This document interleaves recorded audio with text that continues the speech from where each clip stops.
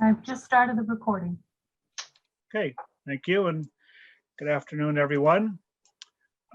Excuse me. In accordance with the Commonwealth of Massachusetts Executive Order suspending certain provisions of the open meeting law, we are conducting this meeting virtually. The Concord Public Works Commission is conducting this meeting on November 10th, 2021 at 4 p.m. Eastern Time. And we are using a Zoom platform in accordance with the town's policy directive and guidelines issued on April 1st, 2020 and amended on May 7th. I will ask that all Public Works Commissioners, town staff, and presenters activate their video and mute their microphone unless they have something to say or are participating in committee dialogue. For members of the public, when I open the meeting to public comment, in order to be recognized, please use the raise your hand option in Zoom, or use *9 by phone, or if you're again on Zoom, feel free to just wave your hand too. If you are recognized, we ask that you state your name and your address. And also just a reminder, this meeting is being recorded and will be available later for viewing on the town's website. So the first order is to call the meeting to order. I, Jeff Vassar, hereby call this meeting to order. All commission votes will be taken via roll call, and we will start with an attendance roll call of commissioners. When I announce your name, please reply. James Terry. Present. Andrea Solomon. Present. Jeff Vassar, present. And for the public's knowledge, we also have two other commission members, but they were unable to make it this evening and let us know ahead of time. But with the three of us here, we do have a quorum for conducting this afternoon's meeting. So the first item of business is a review and approval of meeting minutes from our last meeting of October 13th, 2021. I was not in attendance at that meeting. I was going to thank David for running it for me, but he's not here with me. But thank you, David. It's memorialized in the video now that I thanked him. So I'll look to Jim and Andrea for any comments or motion to approve the prior meeting minutes. I move that we approve the minutes of October 13th, 2021. I second that. Thank you. With that, is there any discussion, any comments? If not, I should have asked this procedural question. Normally I would abstain because I was not at the last meeting, so I cannot acknowledge they were accurate. If we get 2 out of 3 voting to support, is that enough, or do we need all 3? Jeff, it is our understanding that you don't have to attend. You just have to rely on your co-commissioners, and you can vote. Okay. So with the motion being made and seconded, I'll now have a roll call. James Terry, Aye. Andrea Solomon, Aye. and Jeff Vassar, aye. So our next item of business is the review of our calendar or upcoming meetings. Give that back to you, Alan. Sure. We, as I kind of mentioned to the commission, we try to keep it fairly current. We have general schedules that you'll see on the calendar, but for the next meeting in December, we are looking for a meeting on December 8th, and we are looking to do a roads program update at that time, as well as a review of the general fund capital plan at that point. That's at least what we're aware of at this point, subject to change or depending on new information that might come. Any comments from the commission members on that next meeting? Jim? No, you're okay. It was an okay. The one thing I asked, oh, go ahead, Jim. I would, since we're going to talk about the roads program, I hope that we will have the street scan report available for the commissioners before that meeting. Yep, thank you. You have asked for that. I have communicated that to the town engineer, so there will be a update on that as well as part of that. Thank you, Jim. Seeing no other comments, we will move on to the next item, which is 5B Seymour Street. A quick update as of the last night. Apparently, this is just procedurally a request for work that would have impacted the Groundwater Conservancy District. That's the protective area around the town's public water supplies, as well as the wetlands. And in essence, there was a project that had been proposed as part of the ZBA process. They would look for recommendations from the Public Health and Public Works and NRC. In this case, apparently the project was withdrawn, the application withdrawn as of last night. So there is no additional action or necessary discussion to be had, given it's not a real project at the moment. So that was as of last night. Okay. Thank you for the update. So we'll move on to the next item, discussion item, and that is Envision Concord Bridge to 2030, an update on that. And before I turn it over to Alan, I'd like to thank him and the staff for all the work they did on this. The Envision 2030 master plan is quite an in-depth and voluminous document. And there was a lot of information to read in that document. So I appreciate all the work that the staff did to kind of go through that document and look for the items that were relevant to Public Works and provide the table or matrix, whatever you want to call it, that Alan will go through. I found it very helpful and informative. And just so the commission members know, I am planning to attend the meeting next week on November 15th, I believe it is, in the evening, where all various boards and commissions and staff in town have been invited to attend to go over Envision 2030 and talk about the various elements, action items, priorities, et cetera, et cetera. So I am happy to be there, and I'm happy to convey any comments and messages that other commission members have, either in attendance tonight or the other two that weren't able to make it.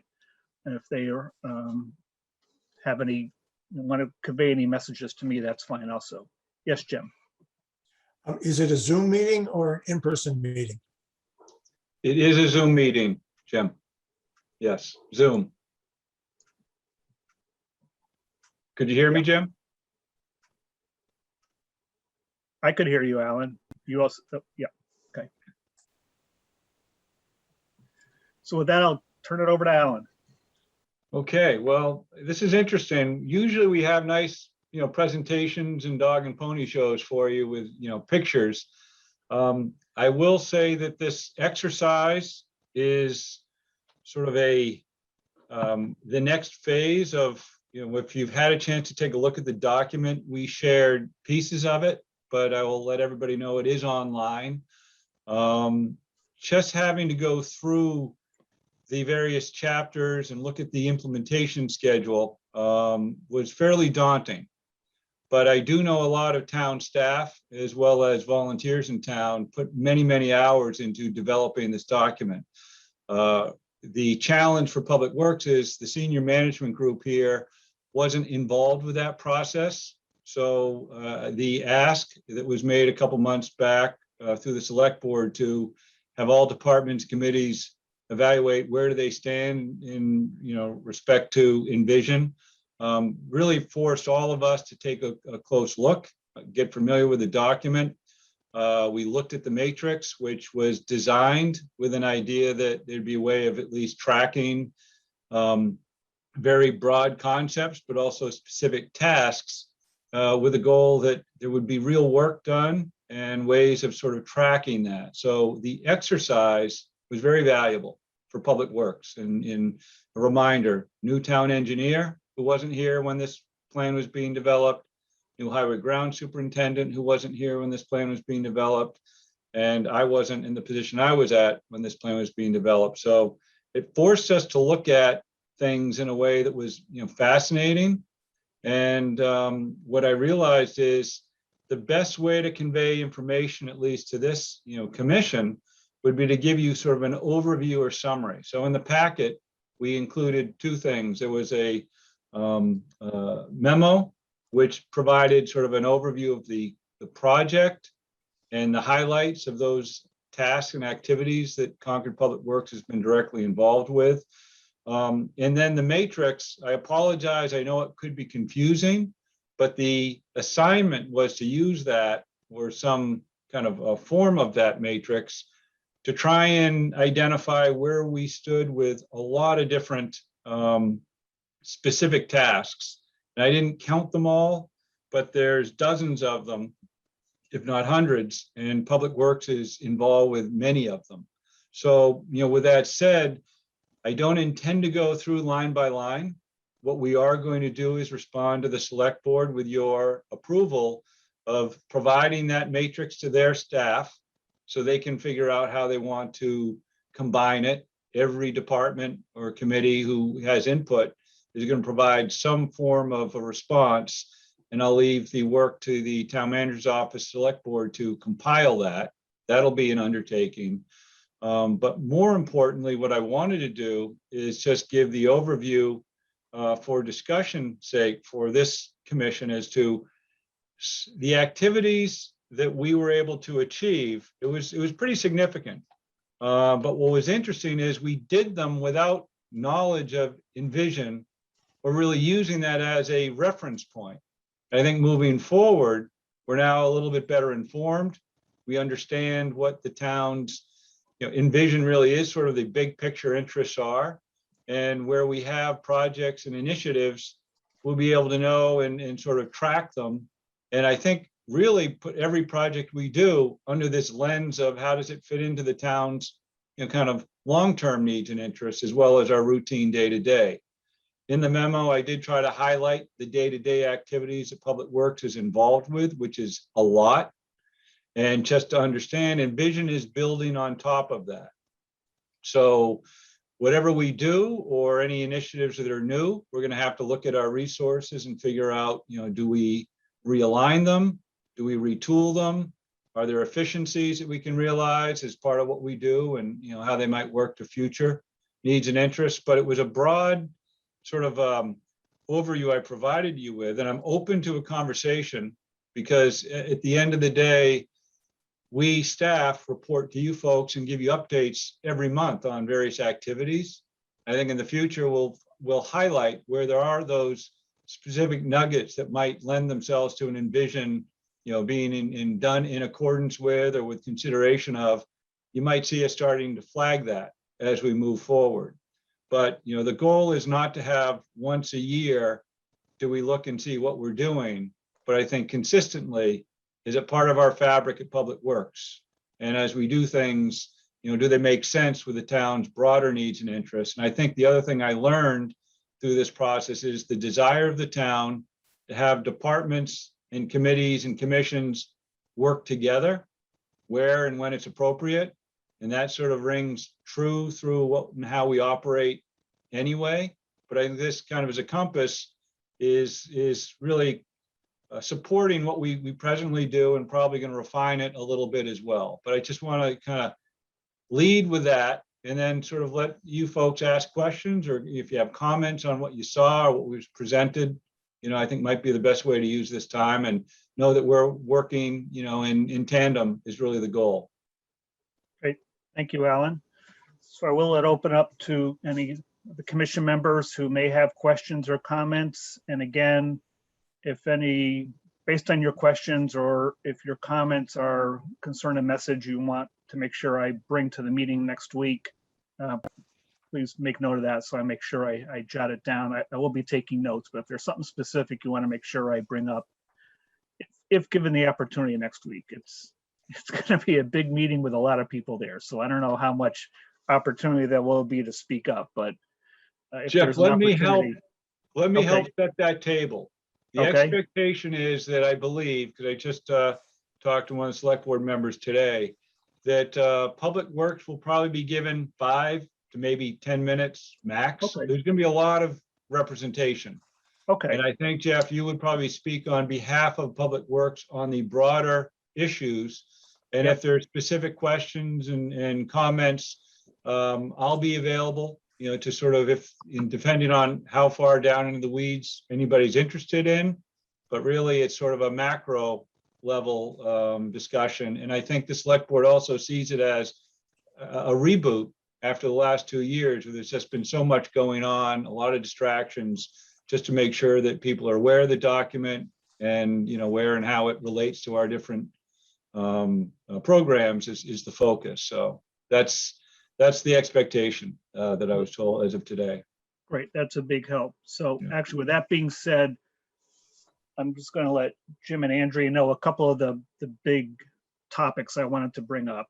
And Alan already made a couple of these points. One is that it's great to go through this exercise so that all departments know and commissions and boards know what the others are doing relative to this envisioned master plan, so that we're all working in unison towards some common goals and priorities. And it just helps coordination and us as a community work more efficiently, knowing what other departments and commissions and boards are doing.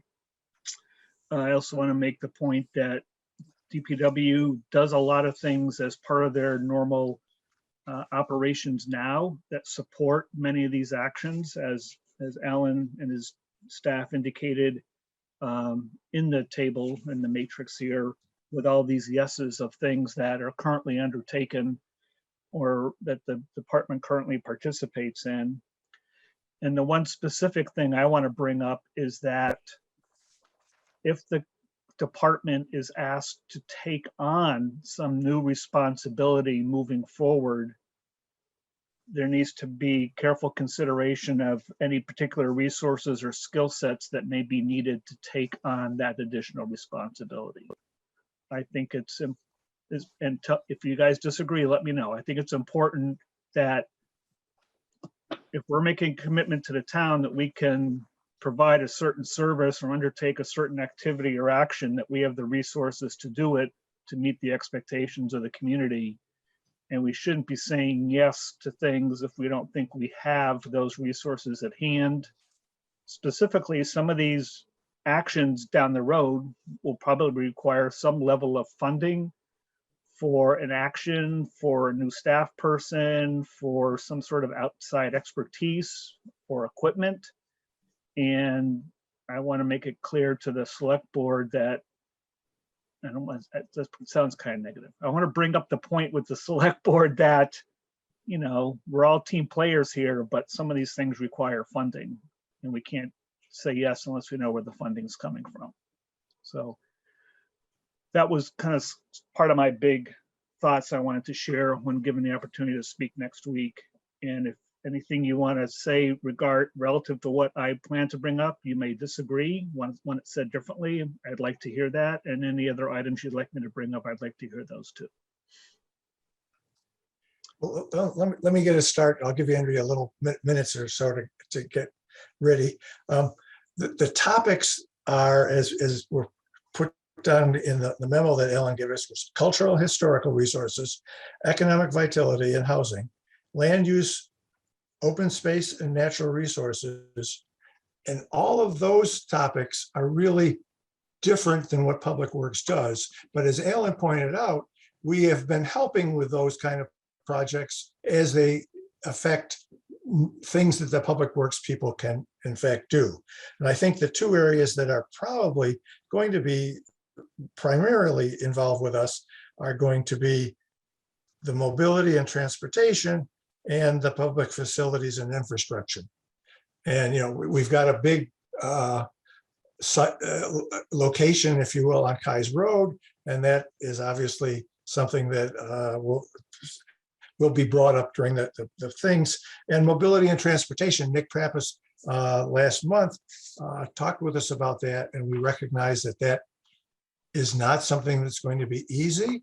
It isn't something that'll be easy to change what we're doing now, but there will be a lot of challenges in that area.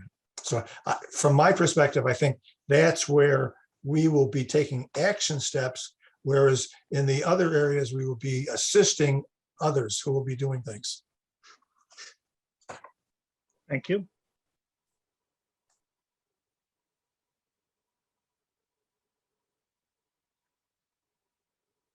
Andrea, do you have any thoughts, any questions? If not, and if it's okay with Al, I'm going to open it up to staff also. I would just agree. I would echo what you guys said. I would think that before we say yes to everything, like you said, being a team player is important. You have to really know if you're going to come through on any promises you make, and give other departments a chance to step up and maybe take the ball when they can maybe have a little more resources or a little more expertise in a particular area. So I think that's very reasonable to present that next Monday. Thank you. Alan, you're always very good about including staff, and I know they helped you, or it was a group effort pulling this together. And hopefully you don't mind if I ask if any of the staff have any particular items or suggestions they'd like to bring forward at this time. No, I think you're right, Jeff, and we are lucky that we have, you know, some experts. What we've done is pepper, you know, the matrix with all sorts of things as they came to mind, but it was a daunting exercise. So over time, we'll start populating that. You know, we now know what sort of the baseline is, and we'll start filling that out and probably getting some guidance from the select board and town manager's office on how to do that. I would like to start with Steve Dukran a little bit, because he's got a lot of experience in the mobility transportation arena, more than any of us. So, you know, Stephen's been a real good sort of resource and kind of helping me understand what the implications may be. So, you know, Steve, do you want to offer your thoughts on this? Yeah, thank you. I would just say that what Alan has said so far and what he has presented through the letter and the matrix really represents, you know, a collaboration between all of us here at Public Works. My big thought about it is that the Envision 2030 plan, it's really done at a high level. And going from that to implementation takes a lot of work in between. So there's a big gap to fill. And I hope as the discussion progresses through the select board that they recognize that that's what needs to be done, so that we can really bring this to practical terms where we can really do what is expected of this department. Thank you. Thanks, Steve. Aaron McCloskey, our Highway Ground Superintendent, your thoughts?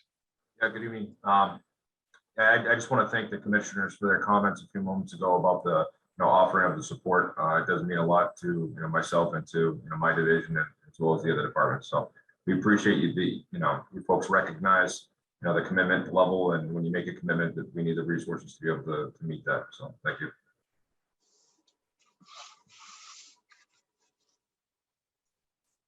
Going to go to Melissa Simon Senior. Are you available?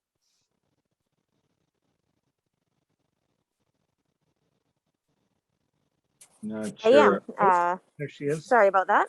Yeah, sure. Let's see. There wasn't too much in the Envision plan regarding solid waste, but that doesn't mean we're not thinking about how we can,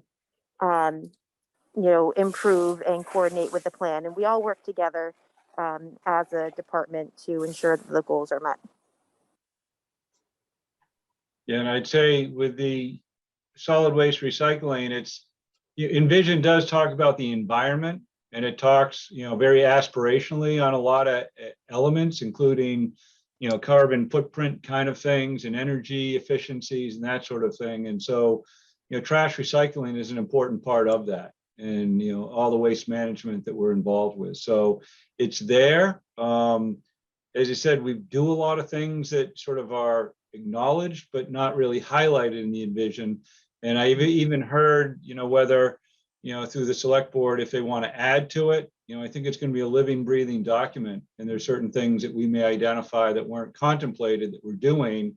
And again, if it's for the town and community's benefit of knowing, then I imagine it'll be adapted a little bit, and there'll be opportunities to sort of include some of those things that now that staff's looking closely can probably add a little bit more, contribution. So, with what Melissa's program is it affects everybody. And it's one of those things where, once the trash leaves your house, there is a fate and impact, kind of more globally. So Jeff Marowski is our new water sewer superintendent. I'm only going to put him on so he can kind of introduce him. Jeff started 2 weeks ago, has not had an opportunity to get debriefed on Envision Concord yet. He did find his desk and his computer, and those were 2 big steps. And so, but Jeff I guess has the benefit, unlike the rest of us, starting up, he will at least be introduced to Envision and what it is, and he'll be able to connect the dots from the get-go. So, but in any event, Jeff, I'm not going to put you on the spot, but I did want to just sort of acknowledge that you'll be an important player as a division head, for this. Thank you, Alan. Yeah, welcome on board.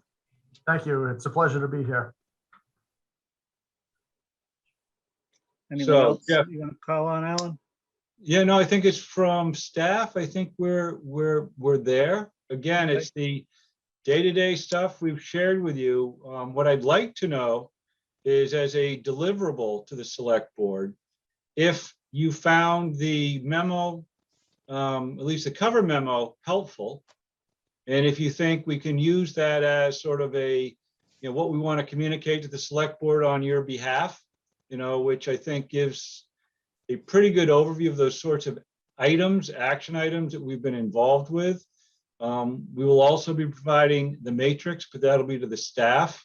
And I think, this is the first phase of where is everybody at checkpoint in. And Jeff, I'd recommend that you might want to highlight some of these things that you think are notable, to the group on Monday, but they'll have it as backup. I don't know if that's helpful, or if you think that might be the right way to go here.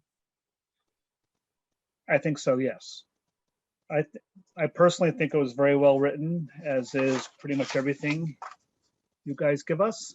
So I'm comfortable with this being transmitted to the leadership in the town. Andrea's nodding her head. So Jeff, are you looking for a motion to I think get us going here? before you go there, Jim, though, I think Jeff was going to open up to the public too, just for any Yeah. comments, questions. Was that where you were going, Jeff, before? How did you read my mind? Just as Envision 2030 was a community master plan, being in the spirit of how that plan was pulled together, I know there's some other people in attendance right now that have been and continue to be active in the town. And I don't know if anybody who from the public who is here has any suggestions, comments, particular ideas that might contribute to the conversation next week.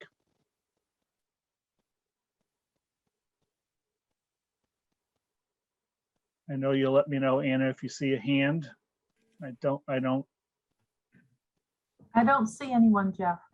Yeah, Rod Rydell is Yep. got his hand up. Yeah. Oh, Yes, sorry about it.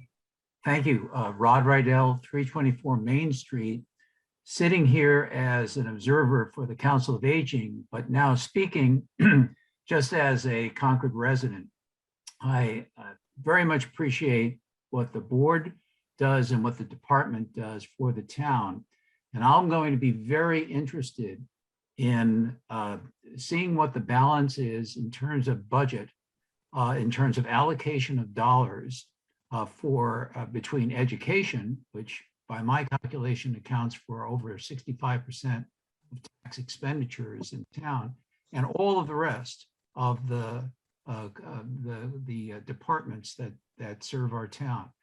There may need to be some real vigilance in terms of making sure that we don't sacrifice some of the functions, particularly in the Department of Public Works, for other activities. So I think it's not only going to be responding to expanding responsibilities or requests, but I think it's also going to be making sure that things aren't taken away, because I think you're in a budget deficit right now. Thank you for asking. Yep. Well, thank you for your comments.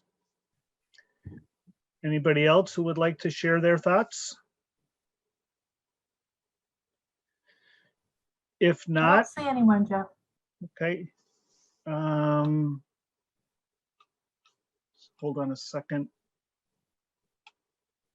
I know I was given my crib notes, but I can't find them. Do we need a motion to pass this along? It was Jim's question.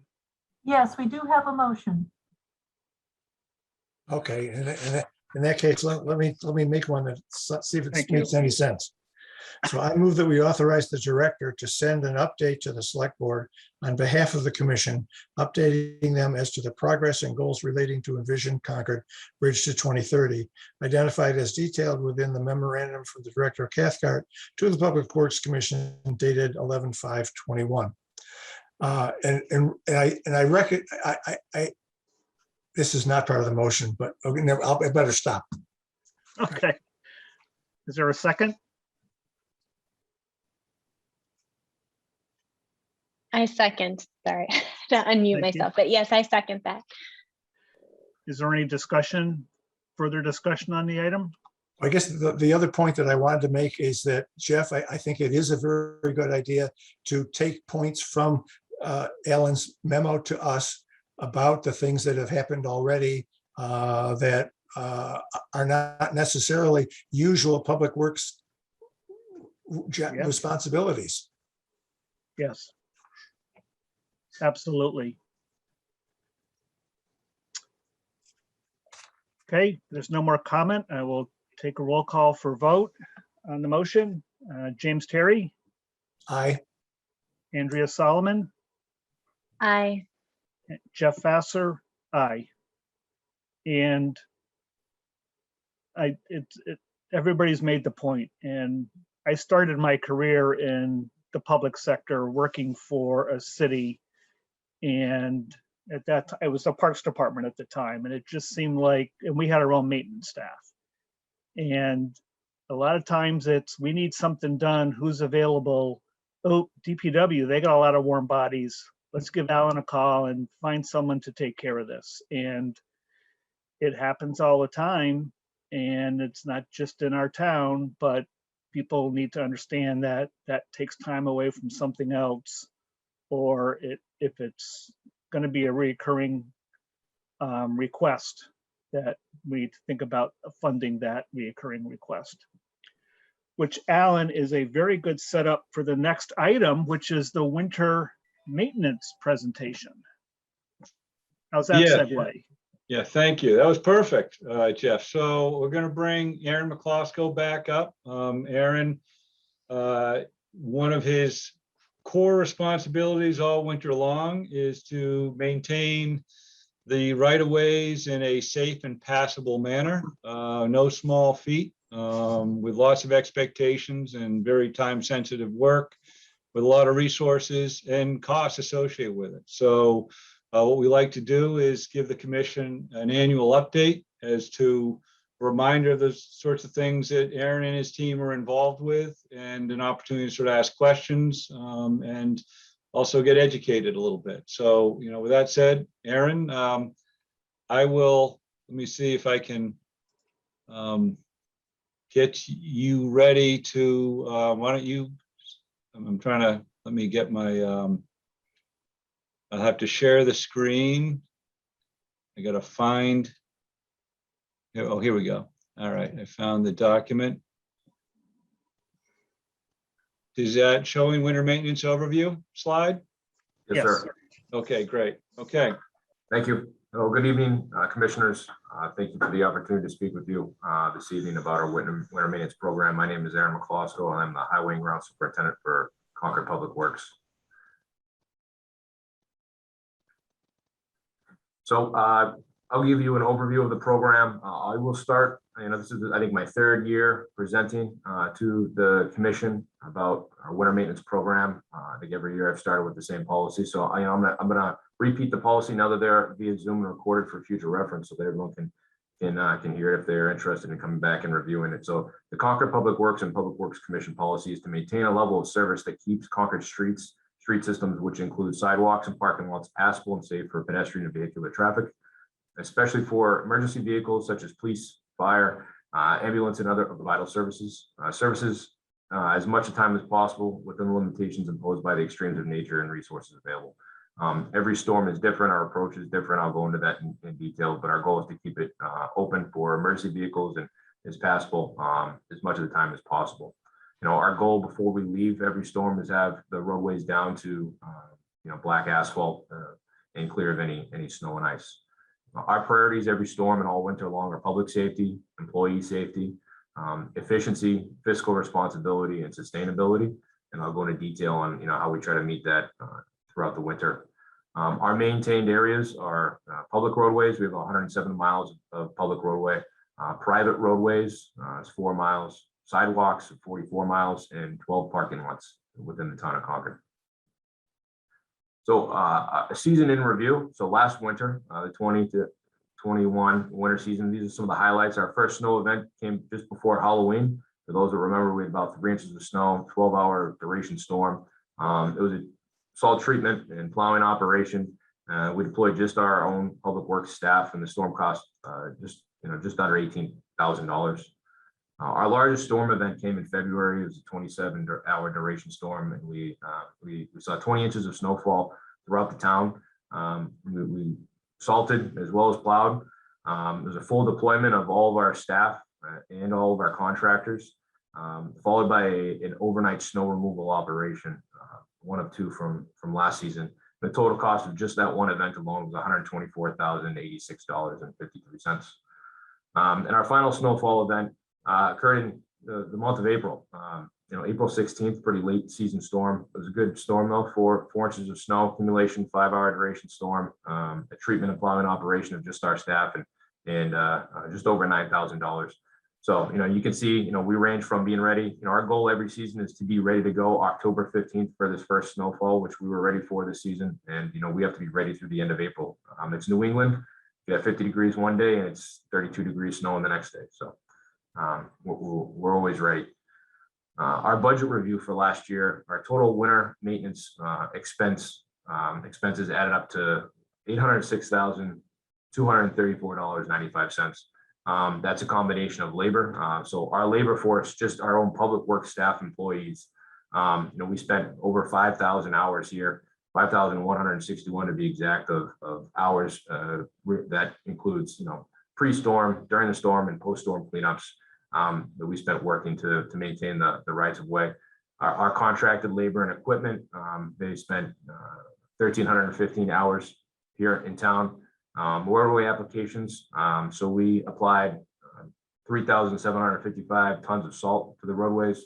A total of 19 winter storm responses. We did 2 overnight snow removal operations, and I have some photos of what those look like.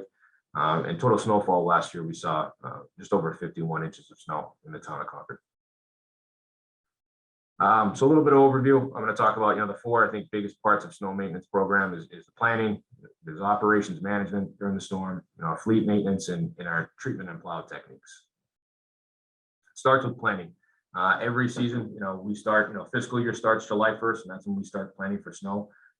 We get our budget that's approved at town meeting every year, and we start procurement of services. So we're looking for contractors, contracted equipment. We have a customized weather forecasting service that we use for the town of Concord, which is extremely helpful all year long. We're also looking at supplies. We use road salt that we procure through the Commonwealth of Massachusetts state contract. So we get a rate on that road salt. I will fair warning, this year road salt prices went from just over $45 a ton to $60 a ton. So we've seen the first increase that we've seen in a few years, but that's it's quite a significant increase. Plow blades, vehicle parts, equipment parts, and small pieces of equipment that we might need to complete our job. Speaking to the resources earlier, we look at a route review every season. We're trying to optimize what we do to be as efficient as possible with the staff that we have. And we're looking at, hazards that might be in the roadway, whether it might be, a granite stone road for a drainage structure that somebody might hit, when they not see that it's covered with a foot of snow, or a basketball hoop that is installed in the right of way, or something else that a resident might have put within the right of way that creates a hazard for my team. We're looking at vehicle routes and equipment assignments. We have people that are retiring. We have new hires every year, and we're having to continuously, people have different licenses they're getting in different stages of their employment. And we're looking at moving people around in the equipment that they can, safely operate and are licensed to operate. So we change assignments and routes. And it's also a training opportunity to kind of have better, train our staff so they have additional skills in different pieces of equipment. And we're looking at maybe construction or development that went on the roadway that might have changed the layout, or maybe it's a new development that was accepted in town. So we're looking at all of that. The multi-department coordination. So our snow, winter ice, winter maintenance team includes people from Highway and Grounds, Water Sewer Division of Public Works, as well as CMLP employees that plow for us. But prior to the winter season and throughout the season, we're talking to CMLP staff, because usually when there's a snowfall event, there's trees coming down, there's wires coming down, the high wind event, everyone's kind of in. We're working with public facility, the town facilities department, to make sure that town buildings are open. Working with public safety.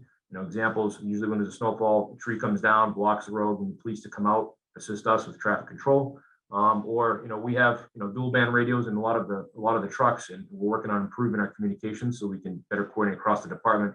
We might have a fire call, and we have to kind of lead the way for a fire apparatus to get up a hill, and we'll have to plow ahead of them so that they can actually respond to the emergency situation. And then also, we're obviously coordinating closely with the school department. We want to make sure the roads are open so schools can open. They have bus traffic, so we talk ahead of the season, and then every storm. Alan and the superintendent of schools are talking and making sure that they're getting an update of where we are as far as roadway maintenance, ahead of every school opening day. And then employee training is a big part of it. We send employees to Bay State Roads training courses through UMass. It's an extension. They do winter maintenance, supervisor winter maintenance courses. And then I have a briefing with my team every snow season. This year is October 21st. We meet with everybody, set expectations, answer any questions, assign routes, and then give them the opportunity to go out. Everyone gets to drive their route. We have snow stakes. You might see these green fiberglass with two reflective stripes at the top of them. Snow stakes randomly show up in front of your property. Those are from Public Works, because we're marking out a hazard. We want to mark out, the edge of the right of way, so we're not, ripping up the turf grass along the curb line and prevent any damage. So these are just some photos of us planning. So you can see our salt shed. We got some deliveries of salt there. Crews are working on moving all that salt inside the shed. And then the other two photos, you can see our Volvo loader with a boom, picking up one of our spreaders and loading into a truck, and then another operator kind of guiding it into the truck to strap it down. We store all of our off-season snow equipment, so plows and sanders, spreaders, up at the Walden Street compost site. It's a really important facility for Public Works, not only for having a compost site for the public to use, but also we have a lot of equipment. We can't store all of our equipment at the site. We have a lot of restraints here, and so all of our off-season equipment kind of gets shuffled up there to the hill. And a lot of hours kind of moving it back and forth and prepping. Operations. So our team includes 23 equipment operator employees, 15 equipment operator contractors.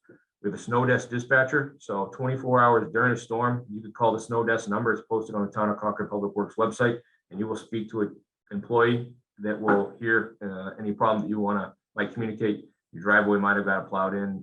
We hit a mailbox. There's a tree down. But if you call during a snowstorm, somebody will answer, and you will be able to talk to somebody, and we will respond to that event. We might dispatch a supervisor to go inspect it. We might give you an update of where the plow truck is on your route, things of that nature. So you can actually talk to an employee. We have an administrative assistant that takes calls during office hours here in our Highway and Grounds office. We have one fleet supervisor and one master mechanic that are always on during a snow event. And then we have 3 supervisors, that includes myself, the assistant superintendent and operations manager, that are driving around town, inspecting the roads and watching the crews and making sure we're kind of squared away and doing everything we need to be doing. We have 22 plow routes. So those include all public roadways in Concord we maintain. We do not maintain state highways, so we do not plow Route 2. We do not plow Route 2A going into Acton. We do plow a number of private roads, like I said, just over 4 miles. And those have to meet specific criteria that was set at a town meeting back in 1964. The town took a vote and approved allocation of funding for specific private roads. They have to meet a number of criteria. The 3 most important are the pre-1955 layout of the roadway. There's a house every 500 feet down the frontage of that roadway, and the roadway has to be safe for our plows. They cannot have hazards such as large potholes, unsafe conditions that could potentially harm an operator or break a piece of our equipment.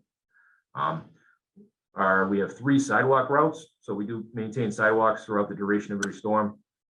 Those are located in business districts, so downtown Concord, the Road Depot area, and West Concord, as well as areas within specific distances from schools. So there's specific distances for elementary school, the middle school, and the high schools. So, and then also we maintain a number of parking lots, public parking lots in town in Concord, West Concord. And then we have 13 de-icing routes. So those are routes that we will apply either road salt or a salt brine to, and that includes roads, sidewalks, and parking lots.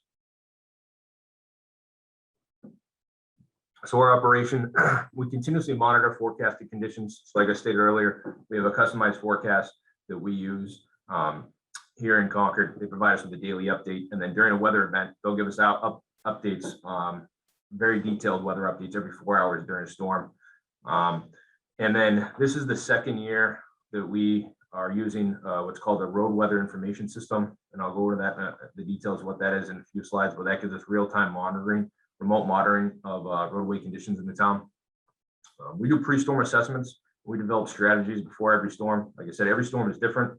The timing, the temperature, whether it's going to be all snow or it could be a mixed precipitation storm, and how we approach each storm. Our strategy varies depending on a number of conditions. So we meet as a team, as a management team, and then with our operators and the entire team ahead of a storm, and are communicating. During a storm, all of our trucks have radios, 2-way radios, so we're able to communicate with everybody during a storm, kind of know where everybody's at and how they're doing. We're doing townwide inspections. So we have the remote stations that are installed at 6 different points throughout town. We also have remote monitoring devices on some of our vehicles that test for air temperature and road temperature. And then obviously we have, the best thing you can do is visually inspect the roadway and have somebody out there, and we do during every storm. And during a storm, we have to adjust. We have breakdowns.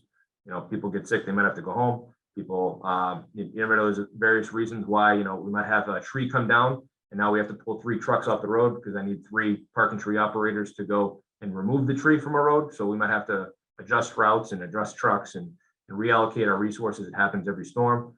So we're doing that throughout the event. And then communication is very important. Employees are talking to the snow desk and they're talking to supervisors. We're monitoring public safety radios to try to work well with them, so we can help them meet their goals and objectives.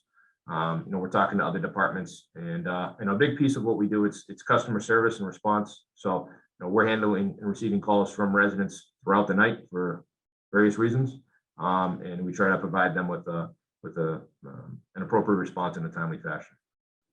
Some photos you can see up here on the left-hand side, the Shoddock neighborhood right there, clearing the bridge with the skid steer. Left-hand, the bottom left corner, we're filling up a sander with a loader. There's a tree down across the roadway and blocking the path of a plow truck. Just below that, bridge on Elm Street looks like. And then we have a sidewalk plow kind of going down the roadway after a storm, clearing the sidewalk. Just some examples. Our fleet maintenance, obviously we need vehicles and we need equipment to do our job. Huge part of the resource within the equation of what we do. So our winter fleet consists of 28 plow vehicles or pieces of equipment that's heavy and medium duty plow trucks. Some of the trucks have wing plows or front plows. So in the photo here on the right, those who don't know, that's a truck that has both a front plow and a wing plow on it. And we have belly scrapers. A belly scraper is a plow that's mounted underneath the body of the truck in between the front and rear axle. Some of the trucks have those. We have loaders, backhoes.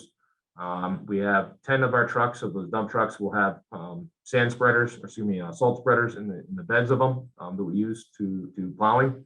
We're doing a plowing operation. Typically don't have the plow on the front of the truck. It makes it a little bit easier to maneuver.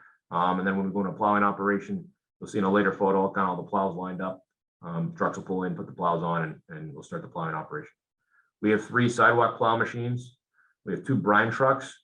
We just bought another brine tank this season, 300-gallon tank that we're mounting to a smaller truck to allow us to, expand our brine program. We're cleaning trucks regularly. Obviously, these trucks are handling salt. They are driving on roads that have salt. Salt is corrosive. We want to make sure we, wash the trucks. So we have a wash rack here at the yard. We're washing trucks with the rack, after every storm. Continuously doing fleet service. We have 2 very skilled mechanics that work for Concord Public Works, and they're continuously working on these vehicles. We have regular breakdowns. Anything mechanical will eventually fail, no matter how much maintenance you put into it. So we're continuously during a storm, fixing vehicles. What we do is hazardous work. Could you have a raised roadway structure? You hit that with a plow going, 10, 15 miles an hour, and you can break something very easily. So it happens, and our staff do the best they can to get trucks in the shop repaired and back on the road as quickly as possible. Part of our program requires operators to do what we call circle check. So we have specific inspection booklets in every vehicle. Employees are required to complete the inspection before and after every use of the vehicle, so we can document, make sure the truck's in a good condition when it leaves the yard and is a good condition when it returns. And if there's any issues, they can get documented so that we can repair the vehicles that we're spending a lot of money to procure and keep them in the best shape we can. We're calibrating spreaders. So the salt spreader on the back, we calibrate those during the season. And like I said before, we have a fleet mechanic, at least one on during every snow and ice event. Some examples of our fleet. Top left, you can see inside our maintenance shop. There's a new F550. That's a 2020 F550 with a 9-foot Fisher heavy commercial plow on the front of it. That was, I think it showed up from Ford that day, and we had to put it in service that day. So it's a great truck. We have two matching trucks. You can see the one on the top, and then there's one just below it. On the left-hand side, you can see newer International. We had 3 new International dump trucks arrive last year. We have a couple more on order this year. Great vehicles. You can see one of them top right as well with the front plow. It's got a wing plow and it looks like it has a sander in the back of the dump. And then on the bottom right, you can see our larger brine tank. That truck's been serviced for a number of years, and that's what we use to brine the roadways. So this slide talks a little bit about our roadway weather information system. So it's a remote monitoring device, currently in contract with Frost Technologies. It's a company out of the Midwest. You can see the device. It's in the photo on the top right. It's mounted to a utility pole, and what those do is give us real-time data regarding road temperatures, air temperatures, and humidity. It also provides a live photo, day photo. There's night vision camera on these, and we can get a photo and see what the roadway looks like 24/7. It's great because it gives us remote monitoring capability. We can be at home, we could be at the shop, we could be wherever we need to be and check what the road temperatures are. They do a great job. Yeah, thanks for zooming into the map. So, you might look at, the weather, a weather application on your phone and tells you what the air temperature is. You might have a consistent air temperature throughout town, with 26 square mile town with various elevations, and the road temperature is going to vary significantly. And you might have above freezing temperatures in the air, but you're going to have below freezing temperatures on the roadway. And if there's any moisture on the roadway, it's going to create a sheet of ice, create an unsafe situation for motor vehicle operators.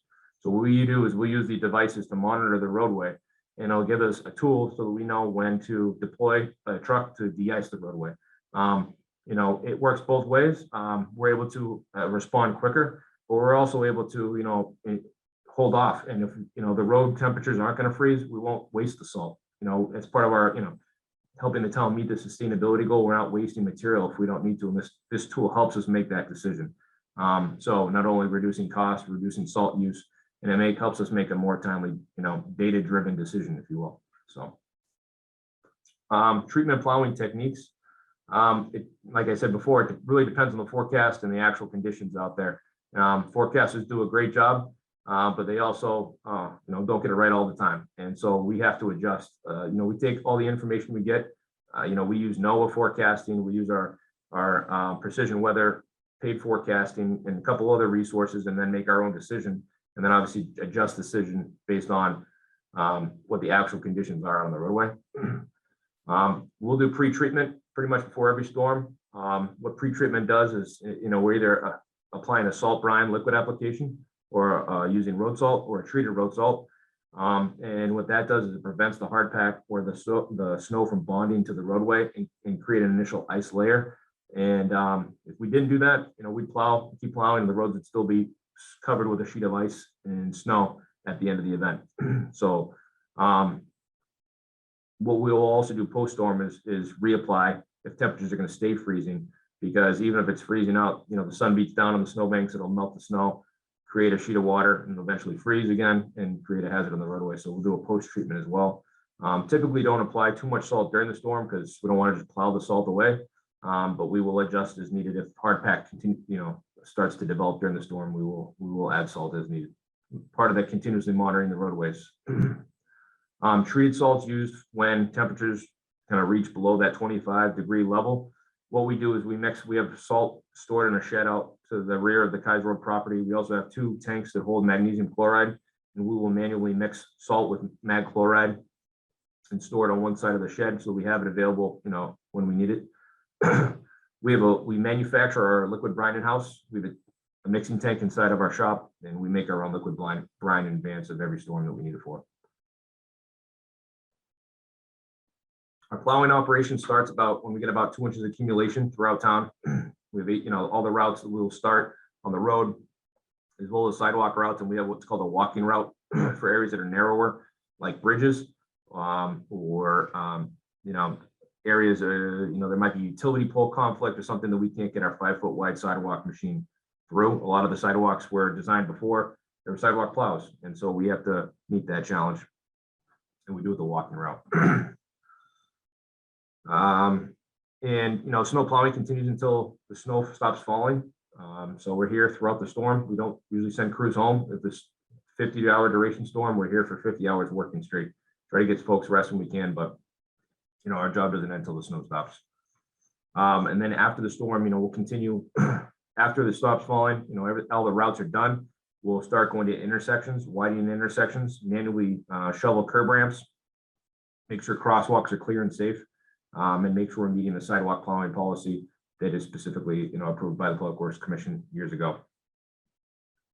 We haul and remove snow from parking lots when it reaches about 2 inches as well, and we haul that offsite to a couple snow dumps.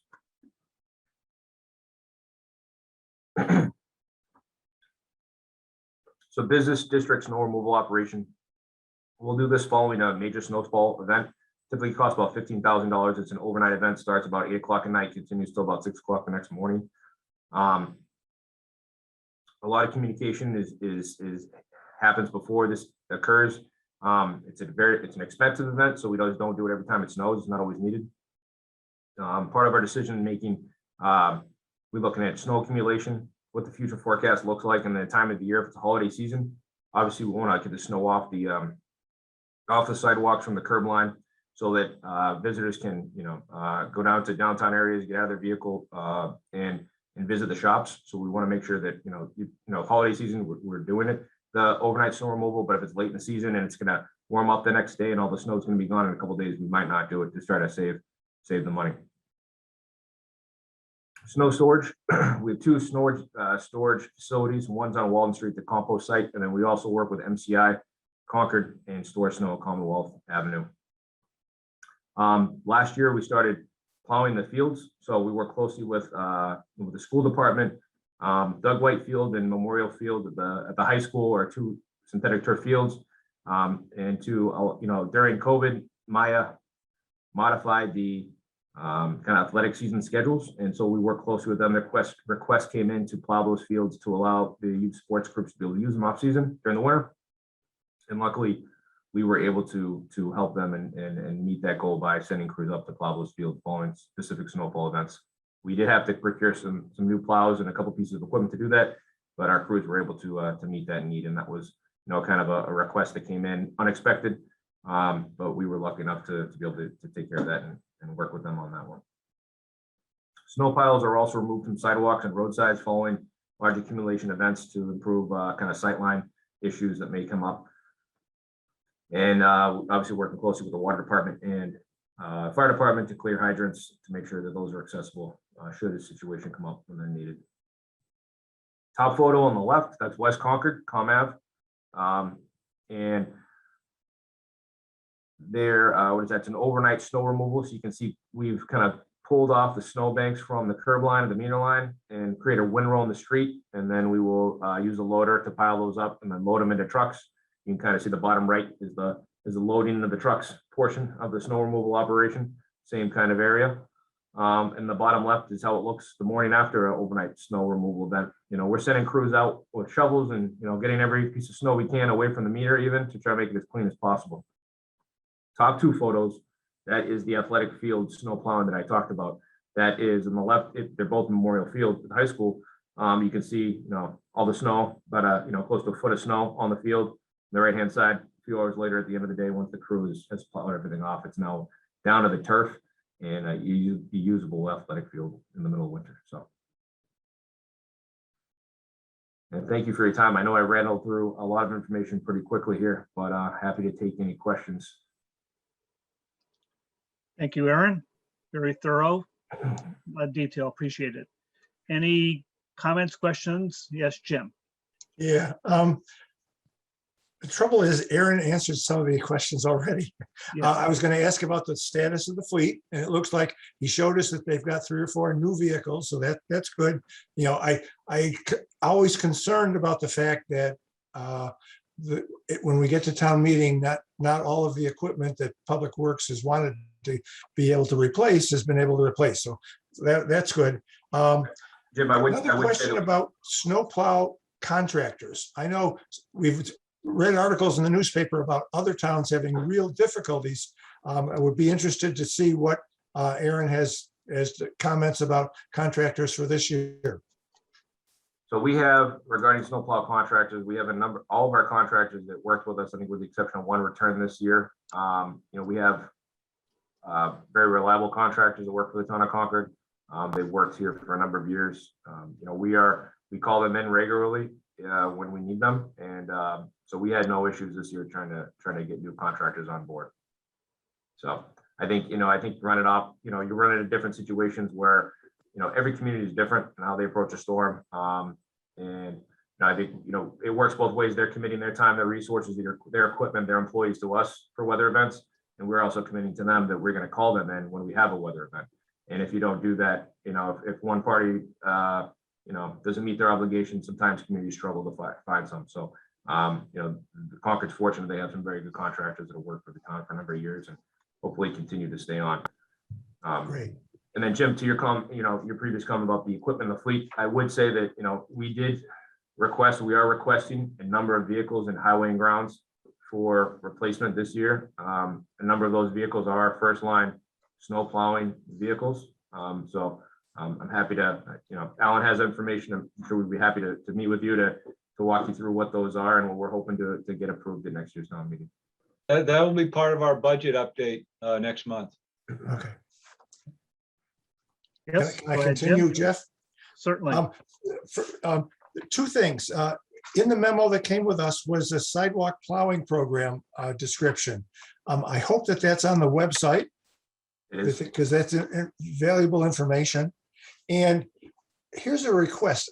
I think that Aaron's presentation, even though it's part of a Zoom meeting, if it could be cut and put on the website and communicated to people as to what in fact we do for the winter snow program, I think that would be very good news for an awful lot of citizens. And one final question. How do the staff members recover after a long, prolonged, 24, 48 hour session?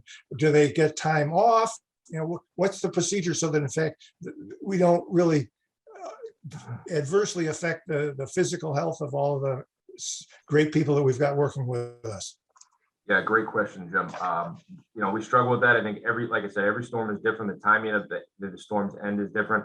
We pay very close attention. Alan does a great job with his leadership, you know, making sure that we take care of our employees. You know, we're continuous part of my job being, you know, supervisor in the operation is to watch the employees. So we're watching, you know, their fatigue, you know, how they're responding, continuously asking them if they need breaks, if they need rest. We do provide them with opportunity to rest during most storms. And then if we need to send them home, you know, we're able to kind of send them home so they can rest. You know, I'm a big believer in the most important part of the organization is the people. And we try to do what we can to work with them, you know, during the winter event. the employees are making a significant commitment to the town, spending all those hours here. It's hundreds of extra hours throughout the winter season, from November 1st through April 1st. And we try to do what we can as a management team to make sure that we are, taking care and do what we can to make sure we have those people available, on those storms back to back, and that they're able to show up the next day and function. We don't want to see is anybody falling out and getting injured. And so we do what we can do, the best we can do to make sure we get people rest and keep an eye on everybody. Thank you, Jim. Andrea, any questions, comments? I just wanted to say how impressed I am every winter, because we always have those surprise storms, or the early ones and the late ones. And I'll, even if I'm out late at night, there's plows going all night. I've just been impressed with the whole operation and the number of hours you guys put in. And I would even run into Tish from the cemetery, like, out helping out in any way she could. It just seems like the whole department comes together to make sure that we can get up in the morning and go to work and go to school. And it's very rarely that you have to wait very long for your street to be plowed. So that's great. I wondered if you had any trouble getting equipment or replacement parts with all the supply chain problems that others are having, if that's affected your department at all. Yes, it is. We've ordered, actually, we have 5 trucks on order that we ordered last October that have yet to arrive. And now we're starting to see consumables such as like oil filters, not available. DEF fluid, diesel exhaust fluid, not available. So we're trying to do what we can do to work with we have a number of vendors, that we work with, and trying to source as much of these consumable equipment, pieces of equipment or fluids or whatever we need in advance of the winter season. Because if I can't put a truck on the road because it doesn't have an oil filter, it's a tough sell, and we're doing what we can do. Our fleet supervisor, Joe Barroso, and master mechanic Mike Lennox do a great job of keeping our fleet at a top level, and are very proactive with those things. Andrea, of trying to get as much. We have a stock room here. We try to keep it stocked, and we're very aware of the shortages and trying to stay ahead of it the best that we can. So we're feeling it as well, definitely. That was going to be one of my questions too. Thank you for the answer, Aaron. Do you see that are we at a point where it might impact how we can effectively deal with a snowstorm, or I hope not. we've got a little bit of a stockpile where it's just not at a critical point yet? Yeah, as far as equipment goes, we have the equipment that we need. I think it's going to be the one-offs. If we have a breakdown on a truck and it needs a specific part to be repaired and the vendor can't get us a part for 3 weeks, that's when we're going to have an issue. When we have, we can deal with 1 truck down, 2 trucks down, but when we start getting to more than that, now we're really affected.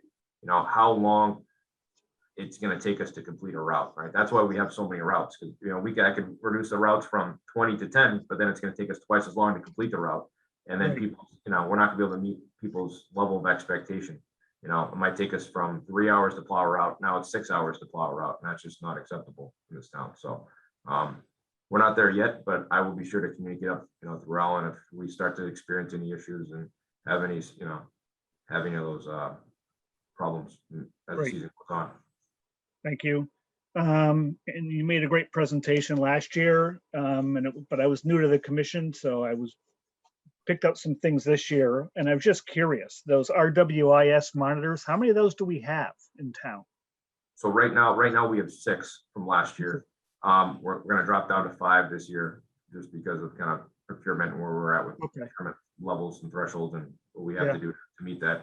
But so we'll have 5. There's new devices going out. The technology changed. I've met with them in the off season. The camera changed and the camera quality actually improved quite a bit. I think last year the night vision didn't really work that well unless it was an area of like right under a street light and there's maybe a crosswalk there, and I could tell that there was a white line painted on the ground. This year, the quality of the camera significantly improved. So we have 5 units that will be deployed throughout town. Great. Nice tool to have. It's great.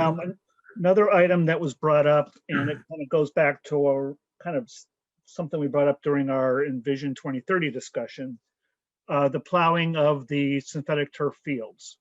I'm just wondering, when that was done last year, and you mentioned there was a need to buy some additional equipment. Who who covered the cost of the equipment and who covered the cost of the labor to plow those fields? So we got the request from the school department. I think, the Mayas, like the Massachusetts Intermodal. They're not intermodal, excuse me, Massachusetts, whatever the Yeah. acronym is for the athletics program in Massachusetts. Been a while since my high school football days, but I think they shifted their football season to like the middle of winter practice, like February Right. start. So the request came in like mid-season, can we plow these fields?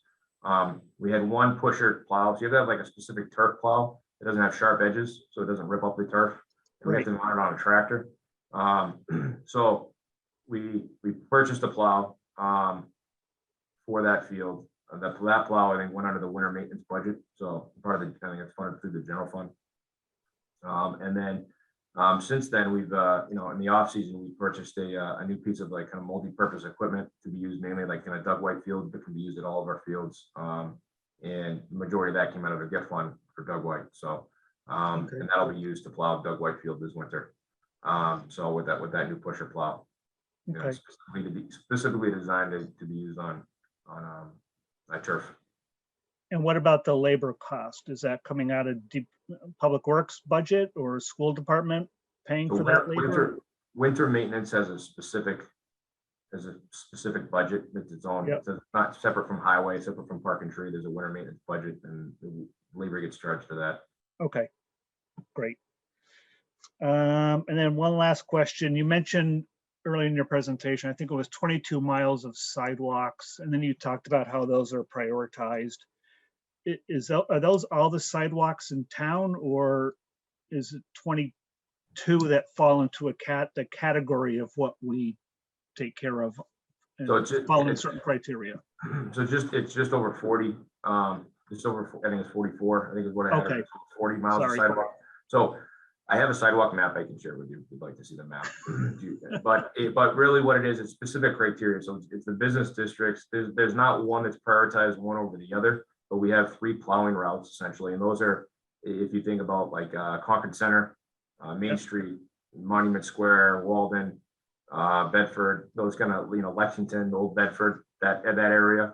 The Thoreau Depot, which Main Street continues down, it's Thoreau. And then it's some of the Hubbard, Everett, some of those side streets off of Thoreau. And then Concord Center, which is Main Street, Losbrook, Yep. Palm Ave area.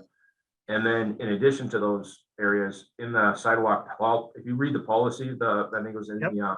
the packet, it talks about specific distances like mile and a half, Right. 2 miles from schools. If you go to a map and kind of measure all that out, the side streets of the neighborhoods that are included, that meet those criteria are what's included in the sidewalk plowing location. So that's how the criteria is. There's not one area is prioritized over the other. We just have it broken up into 3 routes because we have 3 sidewalk machines now. I'm down, our department division is down 3 equipment operator laborers. We have been for a long time. We're trying to fill the vacancies. But right now I have 1 route that's open. So basically when the next snowstorm is going to happen, I'm only programmed to have 2 machines running at a time. So it's going to take a little bit longer to do the sidewalks. It's just like an operational challenge. We're dealing with it, and we'll adjust as needed. But in addition to that, we have 1 treatment route for sidewalks, which is the mains in the downtown areas that will send all 3 machines have a salt hopper on the back of them, a spreader, so we can fill with salt and they can be deployed to de-ice the walkways after a storm as well. Thank you. I guess I didn't ask my question. That was all helpful. So it sounds like there are sidewalks in town that just don't fall within the criteria of. Oh, being yeah, plowed sorry. by- Yes, there are, like private Yeah. sidewalks, any sidewalk that's in a cul-de-sac or a dead-end street. They Yeah. don't meet anything that's farther away from a school than Right. what's listed in that policy. Don't meet the criteria. We don't plow them. So it's more of a question for Alan as a follow-up to that. Then who set these sidewalk criteria, Alan? Is it Public Works Commission? Is it the Select Board? And so- if someone wants to change something, what's the process if someone wants more plowed than we currently do? So historically, Concord, as far as interest in public works of level of service, we're always trying to expand where possible. The need, however, is beyond our, or the desire is beyond our existing, kind of resources. So occasionally you'll get inquiries from neighborhoods that realize, well, why are we shoveling our sidewalk when I go downtown? It's shoveled. So the policy has evolved. I think there's been a couple different iterations because of the sensitivity. It has gone before the Public Works Commission to try and ensure that staff isn't in a position of being judge and jury as far as who is more, in need than others. And I think what Aaron sort of focused on is the policy has been developed around sort of kind of safety sensitive needs. And where we look around the schools and the needs for kids to get back and forth, the downtown areas where there's lots of high traffic and sort of common interests. But regrettably, we don't do all sidewalks. In fact, every year we get inquiries from people who want us to expand the program. And the challenge is the resources required to do that. And I think we all appreciate with long, cold, snowy winters, everybody's frustration level gets more and more sort of acute as the winter gets longer and longer. And those expectations are very hard to meet. So we're very measured as far as expanding the program would really be something we'd probably be looking at the Public Works Commission if there's a need. And but otherwise, we get asked, and I'm still learning and still trying to figure out what would be in the staff's authority. But what I'm learning, and I am kind of going through discovery working with Aaron, is just like in vision, we don't want to overcommit and underperform.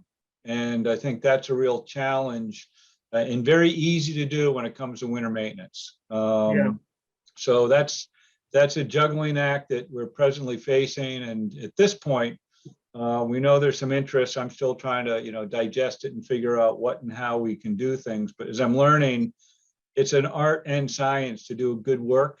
And, fortunately, Andrea says she looks out the window and sees people working. The reality is our crews are working 24/7. And so what someone might think is an incremental change, we have to look at more kind of completely, well, what's the impact on the entire town? And so it's a difficult position to have to tell people we'd love to, but we can't.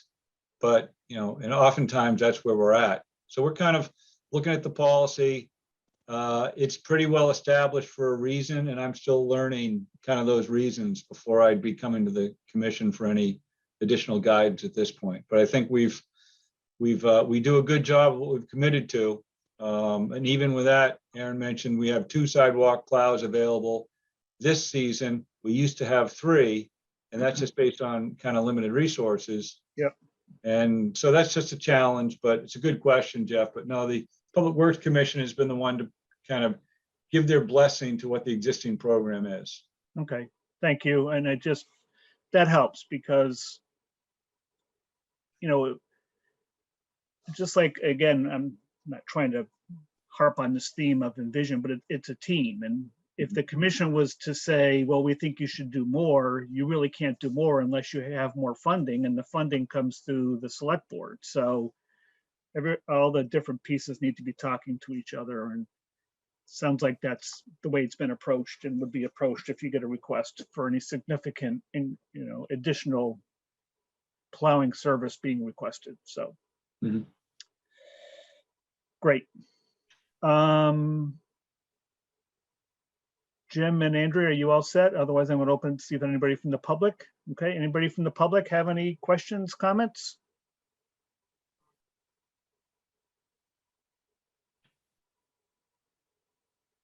Doesn't look like it. I'm not seeing any in, are you? Nope. Okay. No, So don't we'll see move any. on. We'll move on to the next item then, which is the director's report. Okay, I will go back to, let's see, I think I'll be on the, Alan, yeah. excuse me, Alan, just make sure you use the current version, please. I Most up to date. will. Thank you. Oh, here we go. Sorry. Can we see? I think we're. All That's right. Is that it? That's thank it. you. Okay, great. So with that said, I'll have Melissa Simoncini, our senior regulatory coordinator, get on to talk about the solid waste recycling and other waste management activities. Melissa. Sure thing. Thanks, Alan. Old habits die a little bit hard. I'm now the Environmental Services Program Administrator, was the Senior Environmental Regulatory Coordinator for a handful of years there. But thanks you for all being here tonight. Just wanted to take a quick minute and go over a couple of visible highlights and items that we have taken care of over the last month. We're starting off here with a slide of our semi-annual drop-off day that was held on October 16th. You see some of our wonderful volunteers there helping check in people and get them to where they're going. Next slide. We were able to host about just shy of 800 cars through the event and actually collected a record amount of styrofoam, so just over 300 bags. And there were a number of other items collected throughout the day, and we're pretty much on par with the same amount of stuff that we were collecting before the pandemic hit. And I just wanted to take a quick moment and say, this event wouldn't be possible without all the support from CPW staff and also our amazing and wonderful team of volunteers. Not only do the volunteers help plan for the event, they help during the event, and you can go to the next slide, Alan. They help after the event. Here are some of our wonderful volunteers from Reuse It that spent a few hours after the event packaging up all of those ink cartridges and inkjet printer cartridges that people dropped off for the event and shipping them out to Illinois, I think, for proper recycling. So it really is a team event, and we appreciate everything people do. One of the other more visible items that we take care of is household hazardous waste. And part of that is collection and disposal, and hopefully a little bit of reuse of paint. Down at the landfill at 755 Walden Street, we have a paint shed that's open from April through November each year, where residents can bring down paint for reuse or recycling. And, so far this year, we've packaged up just about 20 cubic yard containers. So think about big boxes that are 3 feet by 3 feet by 3 feet full of paint. When we were talking about supply chain shortages and work shortages earlier, it came to mind that we now have 12 cube containers of paint packed up, ready to go, but we probably won't be able to get it hauled away for about another month because there's just not availability of drivers, and the facilities that ultimately process and recycle the paint, were taken out by the ice storms in, Texas area last February, and then never really recovered after, people started going back to work in June. So there's a big backlog at a lot of those facilities to process the waste that we're all creating. And another aspect is the maintenance and inspection of the landfill. Last month, I talked a bit about how we have a slope mower that comes in once a year. We also have to do an inspection once a year to ensure that the cap on the different parts of the landfill is in good shape and is maintaining its integrity. And so we look at, the PV array, we look at, the old landfill, if we see any animals burrowing, and inevitably we find, a little something like a tree growing where it shouldn't, or some extra brush or a burrow. But none of it really has affected the integrity of the landfill. And we are good to go for the next season. I think that is all I had for solid waste. Okay, thank you, Melissa. We'll bring Steve Dukrin in. Yes, Hey, Steve. Hi, Steve, is our new intern. Wait a minute, I don't think I gave your title right. You're the town engineer. Oh yeah, I was an intern many moons ago. Still feel like one though. Yes, thank you for having us. So we've, as the season winds down, we look at how many contracts we've had, road-related contracts, and we've got many of them done, happy to say so. The written report does detail all of those. So we're not only just going to mention a few ongoing ones. Harvard Street, this photograph shows some drainage work being done.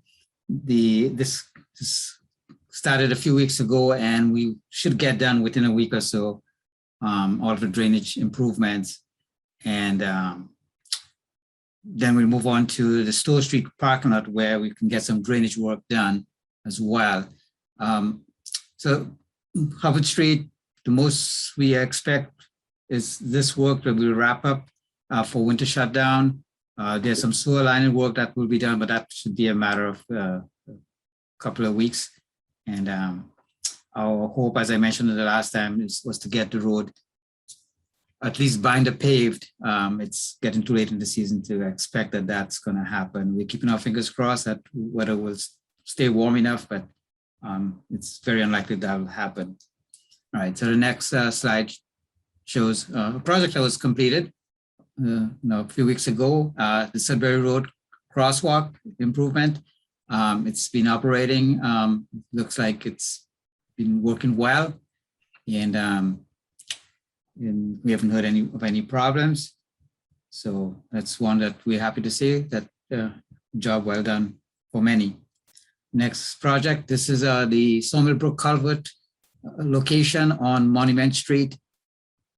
This shows the final paving of the patch for the season. And we expect to be back here next spring to do a mill and overlay of the area, so it will look brand new. You may see, if you're in the area, in the next couple of weeks, National Grid will be relaying a short piece of its gas main in this section. We obviously want them to get that done prior to the mill and overlay that we plan for in the spring. Next slide will show our paving project. This is the Roads 2021 program. This particular street, Peter Spring Road, paving operations. The final paving was done last week. So we're in good shape there. All that's left to do would be some punch list items. And if we can't get them all done this year, we'll have them done in the spring. And that will wrap up the 2021 program. Just wanted to highlight within our paving program or roads program, we would sometimes address smaller areas especially on major streets that have been brought to our attention by the highway division. These locations often can't be done with simple patching. So you have to bring a machine and mill off, a section and fill it with new pavement as a temporary treatment until we get to the road reconstruction, a couple of years down the road. And the next slide will show we have 5 at-grade railroad crossings that have quiet zones. And every 2 years, we are required by the Federal Railroad Association to file an evaluation of these crossings, that saying that the equipment that's required within the quiet zone are still functioning as they were intended, and all the conditions are the same. And so especially in the name of safety. So we just completed our last filing a couple of weeks ago. I just wanted to report on that. And this final slide of ours shows 3 signalized locations, signal intersections out in West Concord on Main Street. So the engineering division applied for what we call the Bottleneck grant. Actually, the formal name is by the governor of the state this year is Local Bottleneck Reduction Program. And the intention is to reduce congestion. And as traffic picked up, in the recent months, we've noticed a lot of congestion all the way from Church Street through Baker Avenue. And so it was something that we were looking into, and it's just timely that the grant opportunity came in. So we filed for it. Our hope is to get the monies that will fund improvements and upgrades to equipment to coordinate these intersections better and to have better flow and to have better turning movements at each of the locations. So we're keeping our fingers crossed that our project will be selected for funding. That's it. Okay, thank you, Steve. Sure. Aaron McCloskey, Highway Ground Superintendent, back for some more. Evening again, Aaron McCloskey. So this is a photo, Volvo loader with the ear of the boom. We spent a lot of time last month kind of prepping for snow and ice response, and we're picking up one of the salt spreaders. We store them off-site on these Jersey barriers so that we're able to kind of quickly pick them up and move them. It also makes it easier to kind of visually inspect them if needed in the off season. But they're loading it into the dump truck you see here and kind of in the background. One of the smaller trucks, it's like an F550 here we have here with a smaller spreader that we're loading in. These smaller trucks, we have two of the smaller trucks with spreaders on them, and they kind of use those to maintain some of the private roadways, the dead end roads, where it's tougher time. Larger trucks have a tougher time kind of making the turnaround. We can back one of these smaller trucks down the road, or they're able to maneuver a lot easier in those tighter neighborhoods. You would have seen in the off season, or the off winter season. So the summer season, the nicer weather out, we worked with the town to deploy a number of these outdoor dining areas and for the restaurants throughout town. So I think the second season, it started during the COVID pandemic, where you'd see these orange barricades. You might see metal barricades or concrete Jersey barriers set out, and within those there was kind of outdoor dining setups throughout at restaurants throughout Concord and West Concord. We spent this week collecting those, kind of giving them a hard deadline of November 1st is when there's a significant chance of potential snowfall event, annually. So this is the crew kind of going out and picking those up. It does take some time to pick all these up, and it's another one of those asks that came up during COVID that wasn't really planned for, but we were able to accommodate. Compost site here, very busy time of the season with all the leaves coming down in the fall. We're getting hundreds of cars a week down at the site, and you can see here this is a typical Saturday morning with cars lined, bringing in bags and bags of compost, leaf debris, yard waste debris to be composted here at site. We'll then turn those piles. Crews spend significant amount of time turning those large leaf piles you see here to turn them into compost, and then we have a large screener, piece of equipment that we use to screen out the compost, and we'll make compost and reuse the material or ship it off site. Highway and grounds, we supported the water and sewer division. I know Jeff Marowski will talk about the details of the water main repair on Route 2, but this is one of our crew leaders out there using a new road cutting saw out there to cut out the approach to the rotary at Route 2.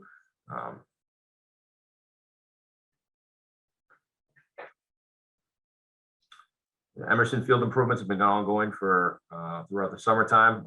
These are two photos of the playground. You can see here the right-hand side was pre-installation of the new rubberized playground surface material. Part of the project, we relocated these, the contractor that worked for the town relocated the swing sets that were previously located to the north of the rest of the playground apparatus, relocated them to the south side. You can see there, those are the freshly poured footings for those swing sets, and kind of backfilled. And then on the left-hand side, that's the finished product. That's the rubberized. It's a three-color. There's a terracotta, a black, and a green, and a rubberized pellet surface that's used for fall protection. Number of 3 water fountains were installed as part of the project. This is one of those fountains located over there by the basketball courts in Emerson. Go ahead, thank you. Okay, thanks, Aaron. I think we'll go over to water sewer. Introduce again Jeff Marowski, the new water sewer superintendent as of last Monday. Jeff came to Concord via Fitchburg, where he was the deputy commissioner of wastewater for the city of Fitchburg for a number of years. Prior to that, Jeff had experience in a water, wastewater engineering, firm. So he comes with a lot of experience, bringing to Concord. Jeff, are you there? Can't see you yet. Yes, I've got my camera on and my microphone on. All right, excellent. Okay, so Jeff, we'll hand it over to you. If you can sort of talk a little update on the water sewer. Alan, do you toggle through the frames just so I know? Yes, I will. Yep. Okay, thank you. Good evening, commissioners. It's my pleasure to be here. The first couple slides for water and sewer is a follow-up to the previous update given to the commission in October. What you're looking at is the inside of the Neck Hill Reservoir, one of two reservoir tanks that Concord has. This tank has been offline for renovations. And at the previous commission meeting, we had discussed the upcoming concrete floor pour. Well, this first frame is the beginning of that pour process. It was poured on October 20th. The pour was interesting in that it had an engineered fiber reinforcement as opposed to rebar or wire mesh. So they're finishing the concrete pour. Next slide, please. And this is substantially completed the pour, and you'll see workers are bull floating the finish of the concrete. At about 5 o'clock on the perimeter of the floor slab, you'll see the inlet outlet, and the contractor graded the concrete pour so that any residual water on the floor would drain to the inlet outlet. This project is moving along quite well. We're expecting that we'll be able to refill and disinfect the tank next week and get it inspected and approved by Mass DEP. Next slide. This, as Aaron McCloskey made reference to, this was my Welcome to Concord project. It was on my very first day, I believe, that crews became aware and concerned about a weep present in the westbound approach to the Concord Rotary. You see the orange box there. It's more or less to the western side of that orange box that we had a surface weep forming in the asphalt. So in the evening hours of Monday, November 1st, we mobilized a leak detection and location technician.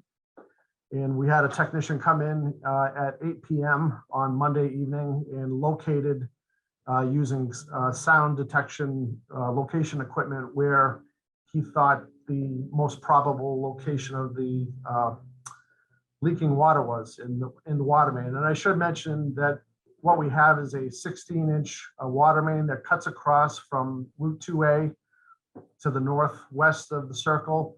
It cuts across the circle and it enters into the triangle-shaped vegetated area on the eastern side of the circle.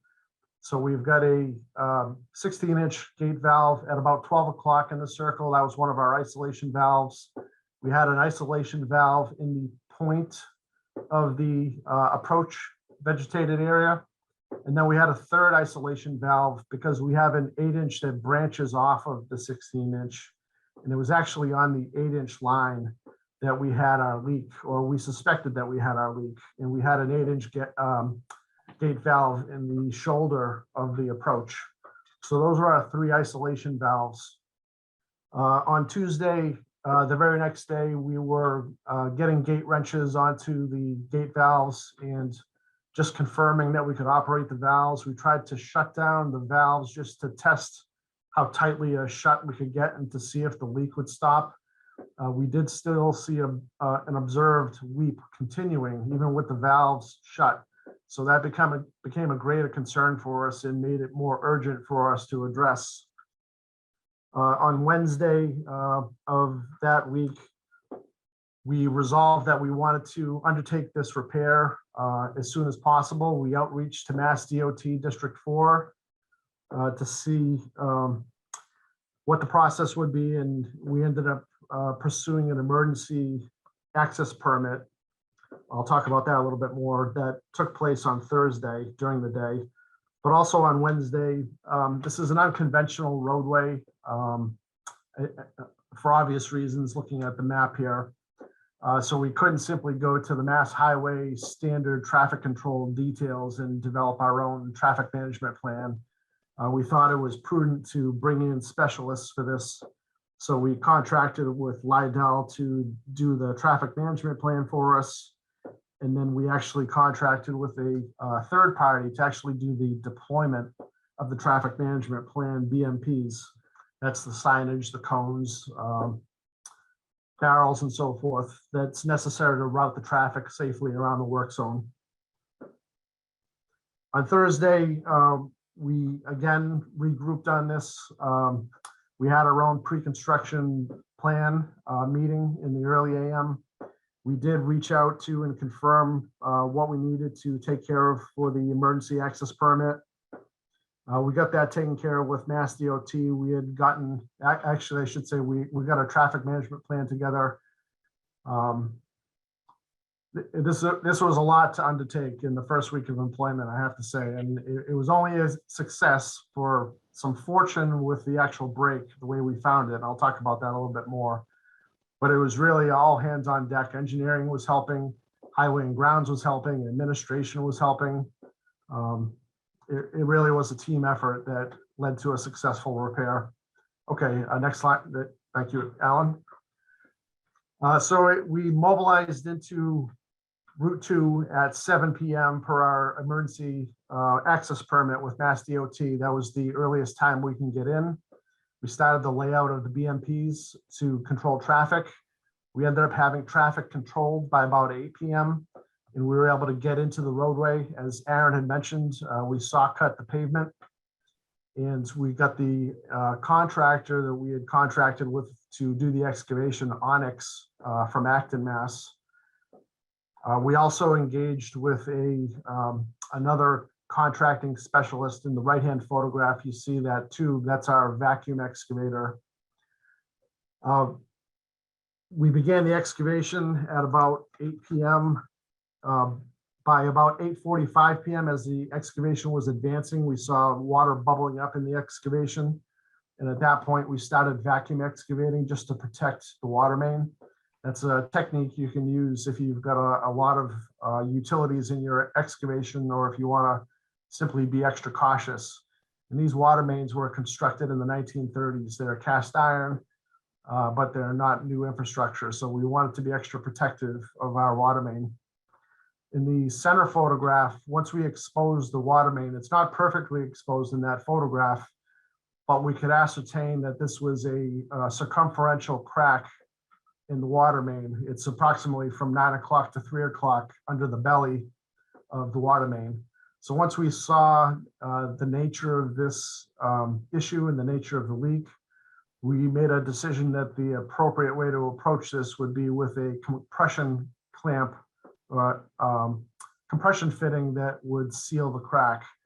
So we actually exposed that water main as it was shown in the previous photograph at about 8:50 p.m.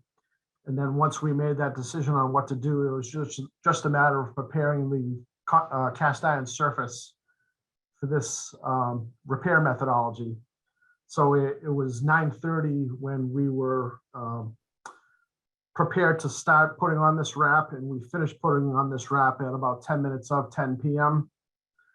These times are all relevant because in our emergency access permit, Mass DOT was insisting that we get out of the state highway layout by 5 a.m. So depending on how this unfolded, we would have had to make some judgment calls on what we were going to do. So this was actually very fortunate that it was right on the money where our detection specialist said it was. And it was a defect that lent itself well to a fairly quick repair.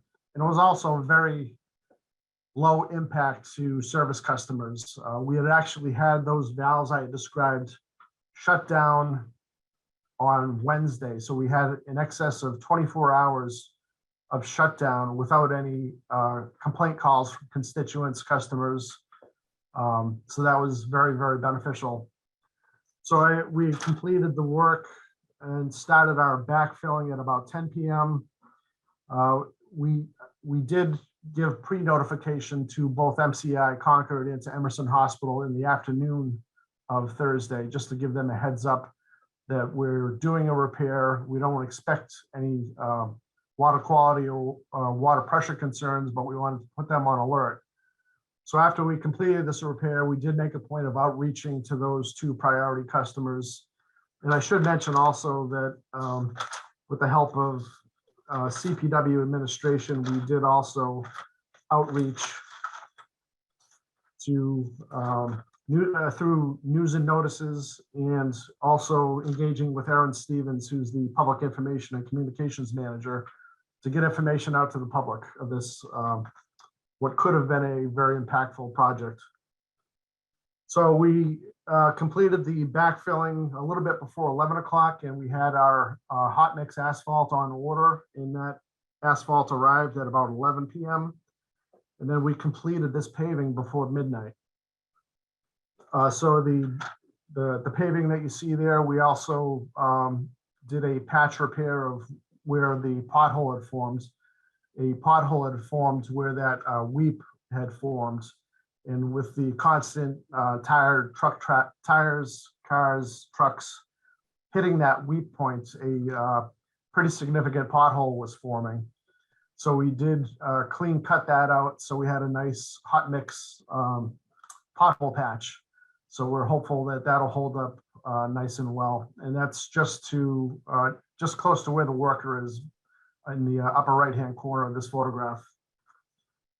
So all in all, we were able to get CPW personnel and equipment out of the right-of-way by 12:30 a.m. on Friday morning. And by about 1 o'clock to 1:30 approximately, we were able to get the traffic management plan, BMPs, out of the state highway layout also. So all in all, it was a very successful project. That's in large part due to very good preparation and also some good fortune based on what we found. So Jeff, you just gave away the secret. I always say magic elves take care of that stuff. Now they know how the sausage is made. Well, the commission needs to know that above all. Are there So in any other reports, Alan?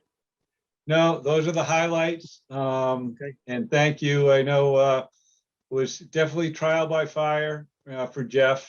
He came on board, and it really was a good opportunity for Public Works to shine. We worked with, engineering, highway, water, sewer, everybody sort of teamed together, developed a plan, took some time, made some provisions in the event of, contingencies. We worked the plan and everything went well. Doesn't always go like that, but it really was involved and took the entire team. So it was a good exercise and really interesting inauguration for Jeff. So with that, no, I think you've heard everything. I will say when the report went out on Friday, we didn't have results on PFAS for the third quarter sampling. And I know the commission's interested in that.